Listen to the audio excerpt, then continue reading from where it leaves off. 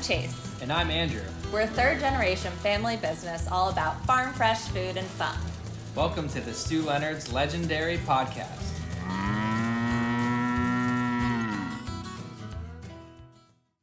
I'm Chase. And I'm Andrew. And I'm Beth. Hey. Hi. And this is my favorite episode because I have our favorite guest on. I gotta say that. It's my mom. Yeah, I was gonna say, But, And I'm the niece. and yeah. my niece Chase. Yeah. We're really excited to have you here, Mom. First off, we have to talk about our sponsor, Swoon. Yeah. It's delicious iced tea. You want to try it? It's 0 sugar and it's sweetened with monk fruit. And it's a female-led brand. Yes. So you have to. Oh, I really love that. Not It's good. good, right? That's really good. Yeah, they've been Half sponsoring and our... half iced tea and lemonade. Yeah, that's a half. That's one of the best flavors there, the half and half. Thank you, We Swoon. keep that Thank you, right Swoon. here. Thank We you, love Swoon. it. I really Love like Swoon. that. Yeah. I'm gonna buy some before I leave. We're in the Yonkers store. Are we supposed to say that? Yeah, we can say You that. can We're say the whatever. Yonkers You can say store. whatever you like, Mom. Okay. So, introduce who Bethy is, because it's a name that carries on through the Stu Leonard's brand, specifically in the bakery. So the Bethy's Bakery. So it's just, Bethy's Bakery started up early 80s. And when I went over and studied in France and for after college, French language and literature, had no idea that we were going to have a bakery at Stu's, but Boulangerie. boulangerie, right, came back, and our very first product was French croissants. But you or actually, croissant. when you You went wanna say out right. when you went to France the first time, you studied and you wrote your thesis on cheese, right? Right.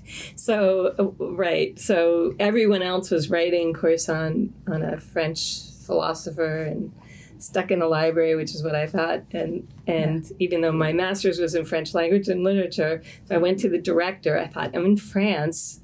I have all this great food around, croissants, bakery, cheeses, wine, all these things. Sounds so good. I can go sit in a library at home, really was I was thinking. So I went to the director and asked her if I could write my thesis on French cheeses. Well, you know how that went over really badly. She said, absolutely not.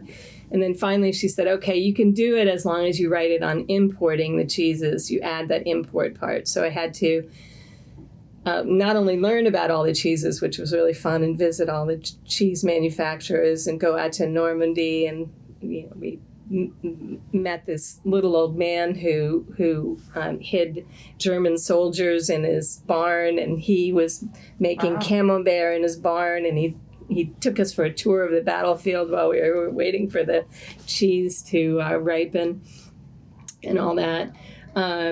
So I wrote my thesis on cheeses and importing them. And then when I came back to Stu's, we had a little telegraph, believe it or not, at the time. And it was 1980, but we had a telegraph in the office, and I had to type the orders into the telegraph. There were no computers, no cell phones, nothing.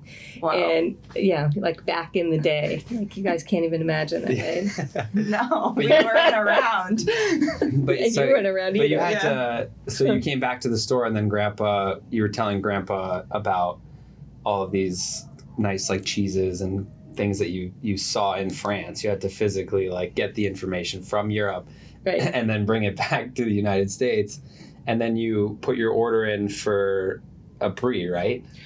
We had one item, it was brie, so we found the manufacturer, the cheese manufacturer in France, and most of the brie is made or made right outside of Paris, so all in that whole vicinity. So we found a manufacturer that would sell to us, and then you had to arrange to have it shipped over here in a container, and then it came in wheels, so the wheels would ripen, so we had to buy a lot of it because to fill a container for one thing. And there was no deli or cheese department at the store at the time. No. Yeah, and there was no bakery then, No right? bakery, no. Okay. So how did the bakery come to be? Well, so then we were doing the cheeses, and that was going great and really fun. And then I went to on a job interview for Vie de France, and Vie de France is a French baking company, and they made frozen croissants and sold them to supermarkets. But I went there because the interview was because I knew a lot about cheeses, and they wanted to expand their business and open and add cheese into all their little bakeries that they had all over the country. But the very last person that I talked to was in charge of the supermarket bakeries. And so, of course, I thought the whole way home, I had to drive home. It was in Washington, D.C., and I drove home 5 hours. And I thought, wow, I wonder if we could start up a little bakery at Stu Leonard's and sell the French croissants or croissant in Stu's. And croissants, nobody really knew what one was at the time. They weren't sold anywhere. It was pretty brand new all over the country. So then I went to Grandpa, to Dad, and I said, what would you think if we started up a little bakery and just sold French butter croissants, and we could get the croissants from Vie de France and frozen and then defrost them, but they would still be proofed or risen in the store and baked fresh every day in the store. And he was, he always wanted us all to work there because you guys know what that's like. Yeah. And so anyway, he said, really, what he really said was, why are you asking me? Because what do I know? Ask the customers and see what the customers think. And if the customers like it, then maybe we'll know we have something. Right. Yeah. We talked about that on some of our earlier podcasts. It's just that even this podcast, the mentality here at Stu is to just try it, Right. see what happens and do it. Yeah. And like you said, see what the customers think. I mean, if they'll let you know if they like the product or not. So obviously they like the croissant. Yeah. Well, did you sample it or? No, what we had was there was a little tiny space at the very end of the store. We got 2 small ovens. You could put 4 trays in each. Then we had, so every customer, as they walked in the store is a lot smaller then, would smell the fresh croissants baking. So there were 4 to a package, or in a little paper bag up on top of and you couldn't bake them that fast. They kept, on 4 trays at a time. So people were waiting for croissants to come out before they checked out, and almost every customer took a bag with them, and they were really, really good. So you got your answer. Yeah, we got our answer. Yeah, Croissant was going to work. Yeah, so then what happened after that? So now you had them coming in frozen. Now Grandpa says, okay, this concept, obviously you guys decide that this concept is working.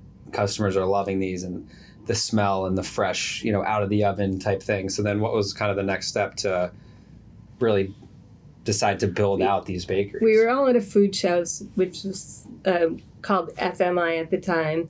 And there was a guy talking. His name was Roy Halstead, and he was talking about these great scratch bakeries that he created and helped to create. So we talked to him, and we all got really excited about the fact that we could actually start making the croissants from scratch. We knew the idea was good. We knew the customers loved it. Let's just now learn how to make them from scratch. So so I went back to France, which was great, and worked in the Carrefour bakery for about 3 months or so, and worked with the bakery team and learned how to 3 o'clock in the morning, and learned how to make them from scratch. And then we came back, and same time the bakery was being designed and built, and came back and started making them from scratch. So those were croissants at the time? Croissants. And then did you roll it out to other breads and cookies? So the croissants were first, and then, of course, then you add ham and cheese croissants, chocolate croissants, all of those. So you start there. Good. The ham and cheese ones are really good. Those are really good. I love those. So you started innovating with new flavors and kind of new ideas, and I'm sure customers were giving you feedback on, what flavors they might want to try and things like that. And they're still made from scratch. I mean, in the Norwalk store, they're still made from scratch every day. And the key was just customers just loved them. And anything that's coming hot out of the oven when you come in, the smell, I mean, you could just imagine the smell. It's the same way today. Yeah. And the smell and everything was made from scratch. All the flaky layers, even better. Vita France had a great product, but when you make something from scratch, it's just, to die for, the best one. So then we started making other things like cookies. Chocolate chip cookies were next. Everything that when you think about when you're home, we like to think they're simple things. So when you take something out of a package at home and put it on a plate, you'd like for people to think that maybe you made that yourselves. And yes. right, and just take it right out of the steamer, and especially like put it in your pretty What's that pretty plate. That yum index too. You want people to bite into it and say yum. Well, actually, recently I brought chocolate chip cookies for friends, and they all took a bite, and one person was like, "These are just so good. They taste so homemade." And it really clicked with me because I was like, yeah, they are homemade. We make them fresh every single morning, and you realize what a differentiator that is. And of course, like when you think about Grandpa, there's nobody who loved food more than he did, right? And I think about, even with the cookies, I think about him saying, why can't you put twice as many chocolate chips and twice as many walnuts and twice as much chocolate? And wouldn't it be all that much better if you put... And we came up with the dad's favorite for that reason, which was first started out as double everything, and then it became, dad's favorite is what it ended up to be. And then the chocolate chewies right here, my favorite. Those are actually gluten-free. They're made with gluten-free ingredients. So our bakery has flour in it, so we can't really say that just it's like gluten-free. Four ingredients, right? There's 4 ingredients. There's pecans, there's cocoa, there's egg whites, and there's confectionery sugar. There's 4 ingredients. So good. And they don't, I mean, I hate to say this, but they don't taste like they're gluten-free. Yeah. Exactly. They taste good. Like, especially when they're warm, they're like gooey and so rich in flavor, just really delicious. Okay, so obviously now Bethy's Bakery has become quite large. It's in every single one of our stores. We make things from scratch every single morning. Roughly how many products? Like hundreds every day? Right, up to 100. Up to 100 every day. Ones, breads, and then the breads, you have all the crusty breads, the sourdough, the country hearth. Right now it's Thanksgiving time, and when you're starting to think about what you're going to be serving at Thanksgiving, we have all the fresh pies coming out of the oven, all the fresh breads, all the things that you're thinking about what are you going to be serving. And Andrew and I talked about the snowball rolls. Those are pretty much on every Thanksgiving table too, along with the pumpkin pies and. But it's so cool because now when I think about it, when you had this croissant idea, I don't even think Grandpa, he didn't even know what a croissant was. No, that was a funny thing because later on I said to him, how did you even know that this would be a success? Because I think in the back of his mind, I think he kind of knew. And he said, to tell you the truth, I didn't even know what a croissant was. Yeah, he didn't know. He didn't know. But the cool thing too is like now we have all this innovation, and we're just talking about the chocolate chewies and the breads, and the now organic is starting to be so popular. But because then you took the idea that was made frozen, came in frozen from Vita France, and we baked them off, and then you decided to invest into all this equipment, and you had to build out teams and build out these bakeries actually in the stores. We have these scratch bakeries now in every single store. It allows you to do the innovation that we can do now very quickly. Right. So, which is cool because if you decided, we're just going to bake everything off, like the innovation piece wouldn't have happened because you couldn't just make a chocolate chewy. You couldn't just make, these pies or try these biscuits that we have, these cheddar biscuits or these snowball rolls. Like you'd have to source them. And that's what makes Stu so cool, and what makes the Scratch Bakeries so great is that if you have an idea, you can pretty much try it on the spot. Well, what I used to do is, so with the cookies, trying a whole bunch of different cookie recipes, because that was our next item. So I would bake a batch of cookies, and then I would go upstairs to the offices. And there's a big long hallway, and I would have a tray of cookies, and I would walk down the hallway, and I would walk back. And if people came back out of their offices to have another cookie, then I knew it was good. If they didn't, no, I'm good. Yeah. I was like, okay, back to the drawing board. Back to the bakery. But yeah. Yeah. So Gotta tweak the recipe a little bit. Yeah. No, sorry, I had a full lunch. You're like, okay, No, I'm good. That's okay. Yeah. What would you say along the way are like some of the highlight products for you that you hold near and dear to your heart, besides the croissant, Well, of course? croissants, of course. Like what stands out? Chocolate chip cookies, croissants. I always love to bake, so cookies. I always made cookies. What about our at oatmeal? home.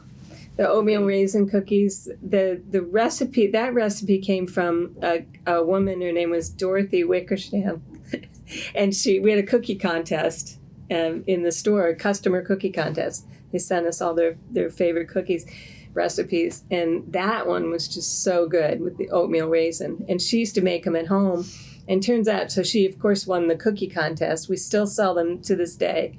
And not long after she won and we started making them at Stu's, her daughter was getting married, and she said normally I would make the cookies. It was backyard wedding, and she said, would you make them for us, because it was just a lot easier. She said they're just as good as mine.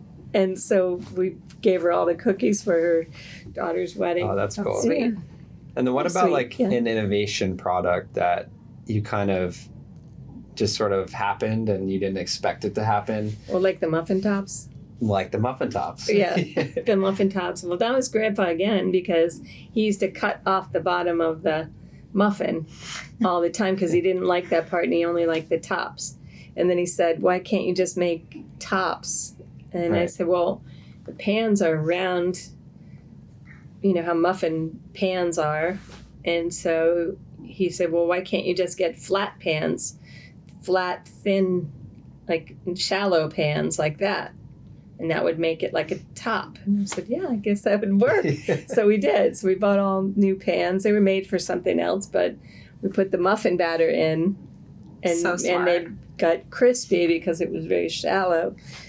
Yeah. And That was probably a conversation you had at the breakfast table that turned into a great selling item for like 30, 40 years probably. I remember when we were all, because, Chase with your dad Stu and Jill, my sister Jill, and my brother Tommy and me and Oma and Grandpa, and grew up talking about food all the time, and I think we still do.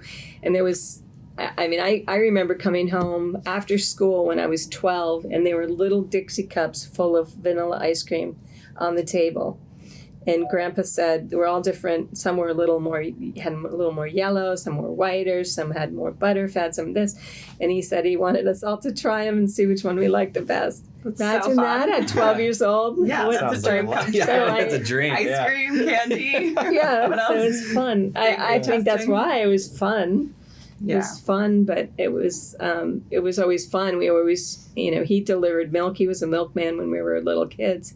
He would get up at 3:00 in the morning and deliver milk. He always made it fun. We always thought it was fun what he did. So I think he made it fun for us. So I think that's why we all really wanted to work here, because it's fun. It's a Right. fun business. Yeah. Well, we And- feel that way too. I think Yeah. that's been passed down for sure. It's interesting you say that he woke up at 3 a.m. to deliver milk, because you followed in those same footsteps. That's You'd wake right. up at 3 a.m. to start That's right. baking. That's And we right. still do every single day. Mhm. The bakers come into our stores around 3. 3:00 in the morning. Yeah, and get because started. You've got to start mixing, and the dough has to rise, and you've got to get it hot out of the oven. Yeah. Well, and Dad, my husband Bill, your Uncle Billy, so he started up all the crusty breads. which the artisan breads at Stu's, and then sourdough, country hearth, and then we also worked with Didier, who's a French, very famous French baker, and he still comes back from time to time, every couple of years, and we do a refresher with the bread team and see what new trends are out there.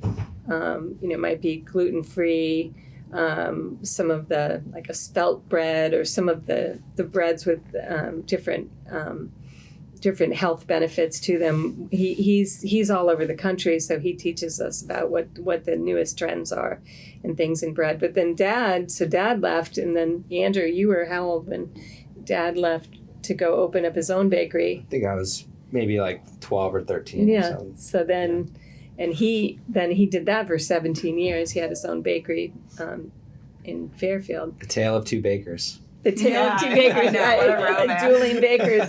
Yeah, and we still do a lot of baking at home too, which is good.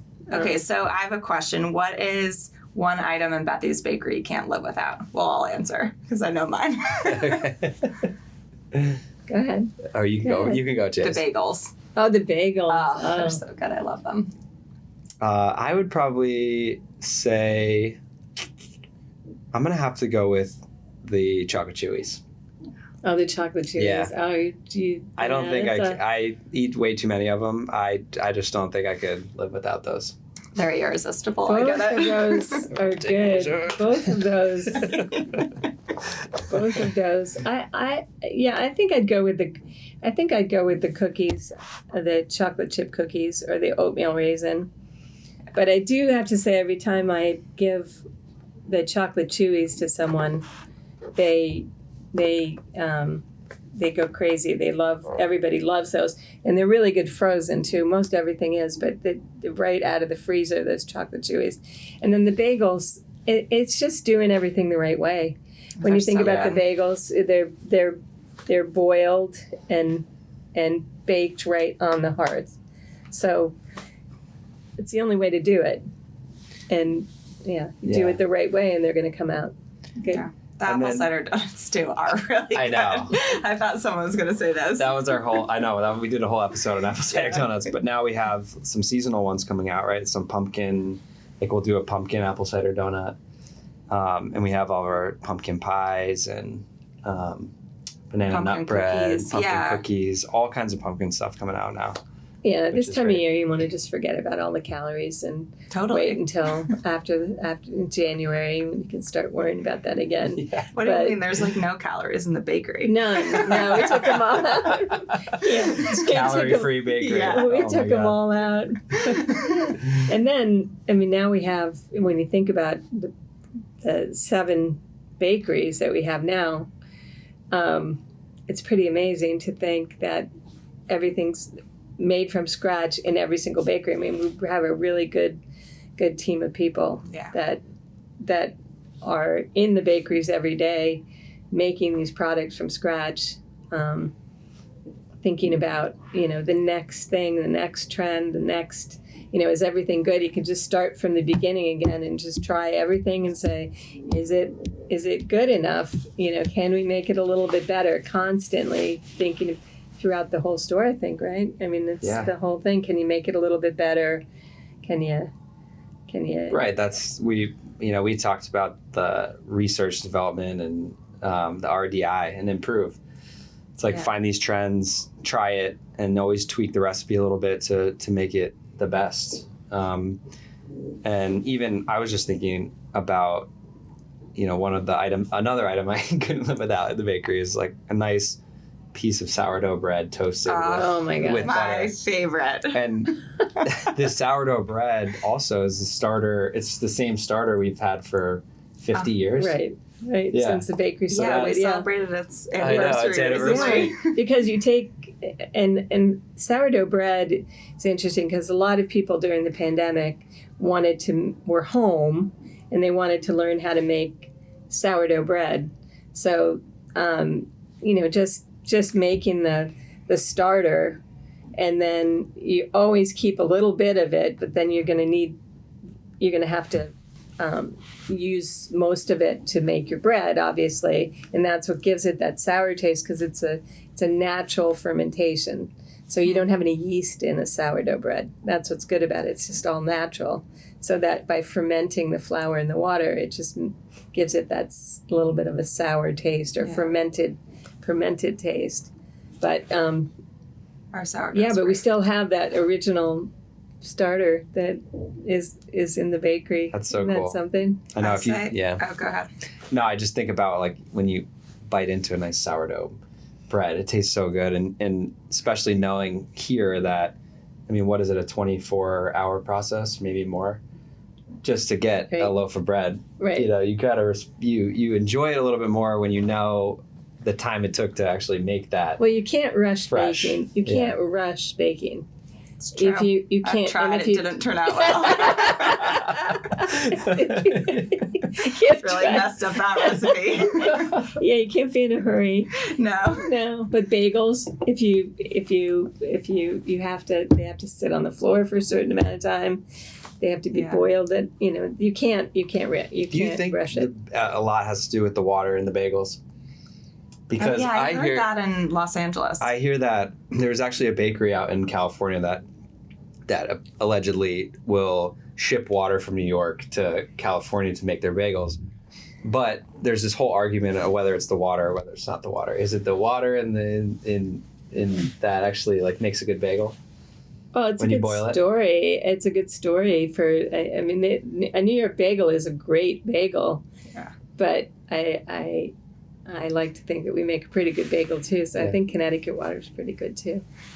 Yeah. No. I was just curious because I don't. I mean, where did they get it out of the Hudson River or something? I hope. I've dropped the water. I hope not. Oh, yuck. But there's this whole theory around the water, but I think that. it's more on the process, right? Like, I mean, you have to boil it for the right amount of time.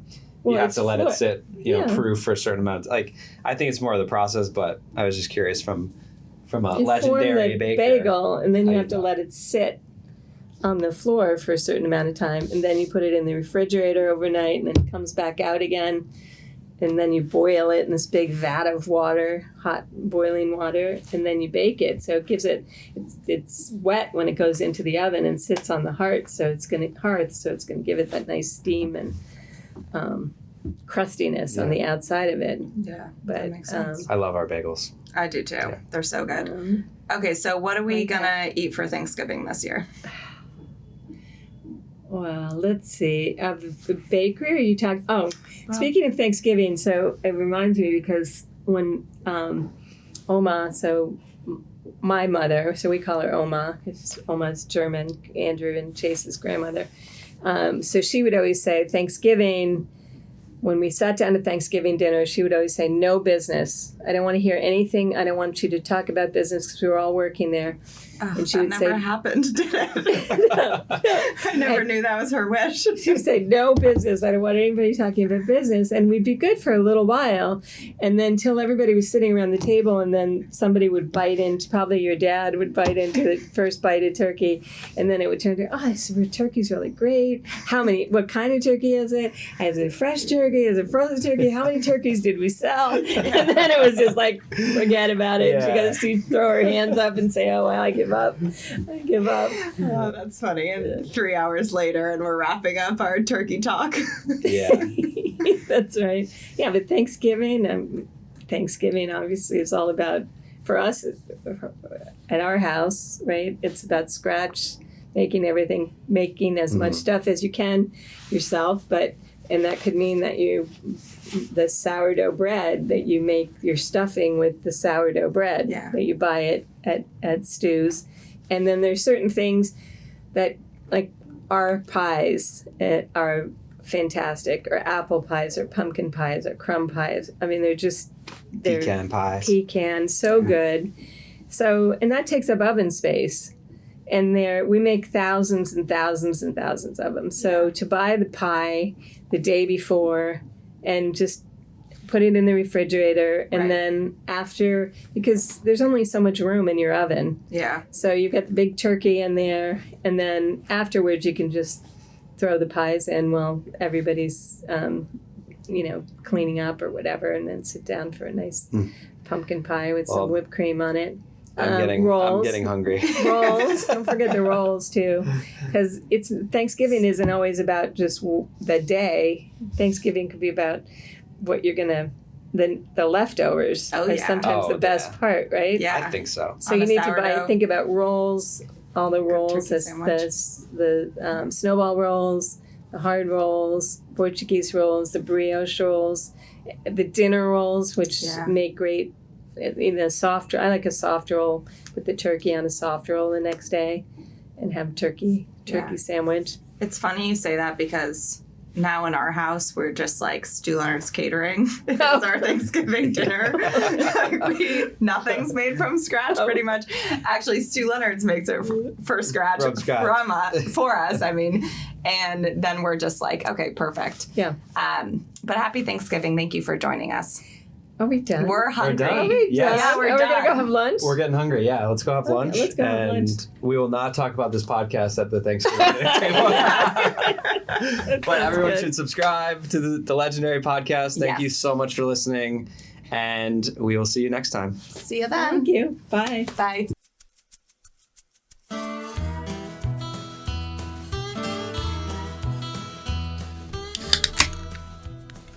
Don't mind me just sipping on my swoon. This episode is brought to you by Swoon Iced Tea. It's 0 sugar, monk fruit, sweetened, dad approved. It's delicious. Delicious. And I love it too because it's 2 female founders.